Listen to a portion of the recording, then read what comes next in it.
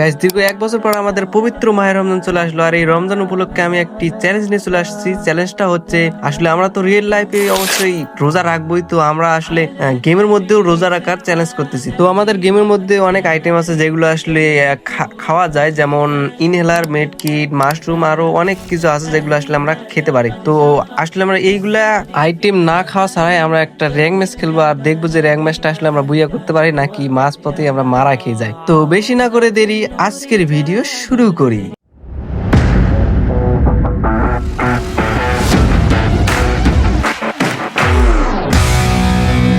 এবং এরই সত্যি একটি র্যাঙ্ক ম্যাচে তোমাদের স্বাগত।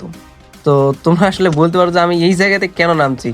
না গাইস, আমরা এখানে প্রথমে নামছিলাম না, আমরা প্রথমে অন্য জায়গায় নামার পর মারা খেয়ে যাই। তো এইখানে সামনে একটা এনিমি ছিল, তো আমাদেরকে একদম ফুল হেলথটাই খায় দেয়। আর এখানে দেখো গাইস, আমি আসলে ইনহেলার এবং মেডকিট গুলো ফেলে দিচ্ছি, কারণ আমরা তো আসলে এইগুলো আসলে ইউজ করতে পারবো না। আর এখানে আমি একটু মানে হোল্ড করতেছিলাম, তার কারণে আমার ইপিটা পূরণ করার জন্য আমি একটু হোল্ড করতেছিলাম। আর এখানে আমি একটু স্পিডটা বাড়াই দিছি, না হলে গাইস তোমরা এইখানে দেখলে আসলে বোর হয়ে যাবা, কারণ এখানে কোনো ফাইট হয় নাই। তো এখানে আমরা অনেকক্ষণ ধরে লুট টুট করতেছিলাম ভাই, শান্তি মতন লুট টুট করতেছিলাম। জানি ভাই আমাদেরকে লুট না করলে আমরা মারা খেয়ে যাব। আর এখানে ভাই আমরা একটা এনিমির মানে সাউন্ড পাইতেছিলাম, তার কারণে আসলে আমরা একটু হোল্ড করতেছিলাম। তো এখানে আমরা সকল ধরনের ইপি গুলা নিয়ে নিচ্ছি। তো এখানে ইপি নেওয়ার পর মানে সামনেই দেখো, সামনে এখন একটা এনিমি চলে আসবে। তো আমরা মনে করছি ভাই সামনে থেকে আসবে, মার দেখো ভাই পিছন থেকে এনিমিটা চলে আসছে আর আমাদেরকে হেলটাই খাইছে। তো এখানে ভাই দেখো একটা কি ধরনের একটা ঠোয়া দেয়, তাও আবার ট্রোগন দিয়ে। মানে এনিমিটা একদম পাগল হয়ে গেছে মারটা খেয়ে, যে বলতেছে ভাই কি মার দিল এটা আমারে।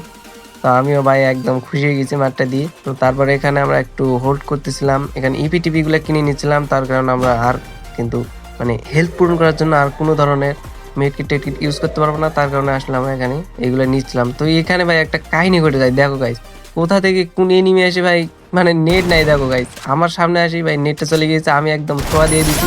আর পিছনে তখনই দেখি ভাই থার্ড পার্টি করার জন্য এনিমি চলে আসছে। তো এখানে আমাদের একদম হেলটা দেখো একদম নাই করে দিয়েছে। তো এই সরাসরি দেখি ভাই এনিমিটা আমাদের একদম রাশ দিয়ে দিয়েছে, আর আমরা তাকে লবিতে পাঠিয়ে দিয়েছি। তারপর গাইস সেখান থেকে ভরপুর লুট করার পর আমরা সেফ জোনে চলে আসি। তো সামনে একটা এনিমি ছিল, তো এখানে আমরা বুঝতে পারি যে এখানে আসলে আমরা যদি খাড়ায় থাকি তাহলে অবশ্যই থার্ড পার্টি খাবো, তার কারণে আসলে আমরা পিছনে এই ঘরটাতে চলে আসি। আর এই ঘরটাতেই ভাই জুন ছিল, তো এখান থেকে আমরা ভরপুর থার্ড পার্টি করতে পারবো। তো থার্ড পার্টির কথা বলতে বলতে দেখো ভাই এখানে একটা থার্ড পার্টি করে কিল নিয়ে নিয়েছি। তো এখানে ভাই এনিমিটা ভাই মানে আমাদের লোকেশন পেয়ে গেছে, এখানে একটা এনিমি আছে দেখতে পারবে আর একটু পর। তো এখানে দেখো গাইস ওই যে সামনে থেকে এনিমিটা আসতেছিল, তো এখানে আমরা এই যে ভাই তিনটা মানে দুইটা মারছি আর আমাদের একদম হেল্প খাইয়া দিছে।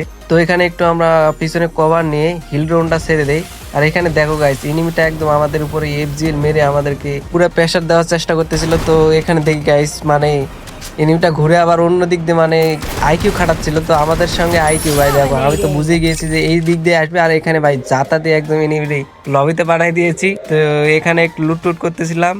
তারপর কিছুক্ষণ পর গাইস দেখি সামনেই ভাই মানে এনিমিরা ফাইট করতেছিল, আর এখানে দেখো থার্ড পার্টি করে আমরা একটা কিল নিয়ে নিয়েছি। তো তোমরা যে কিলের দিকে তাকাও তাহলে দেখতে পারো যে এখানে আমাদের 6টা কিল হয়ে গিয়েছে, আর মাত্র 7টা অ্যালাইভ আছে। তো এখানে আমরা একটু অনেকক্ষণ ধরে মানে হোল্ড করতেছিলাম, কারণ এখানে আমাদের কাছেও জুন নাই, তার কারণে আসলে সামনেই কয়েকটা এনিমি আছে। তো এখান থেকে আমরা একটু ফায়ার টায়ার দিচ্ছিলাম।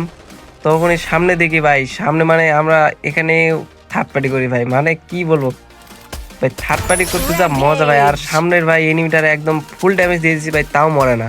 তারপর ভাই সাউন্ড পাই যে পিছনে কে জানি আমাদের উপর রাশ দিয়ে দিয়েছে। তো আমরা এখান থেকে ক্যারেক্টারটা ছাড়ি, বাট ক্যারেক্টারে কোনো কাজ হয় না। তো এখানে ভাই দেখো কিভাবে আমরা মারাটা খেয়ে যাই ভাই, একদম ট্রুগনের জাতা দিছি, বাট দেখো আমাদেরকে বিজনের জাতা দিয়ে মায়েরা দিছি।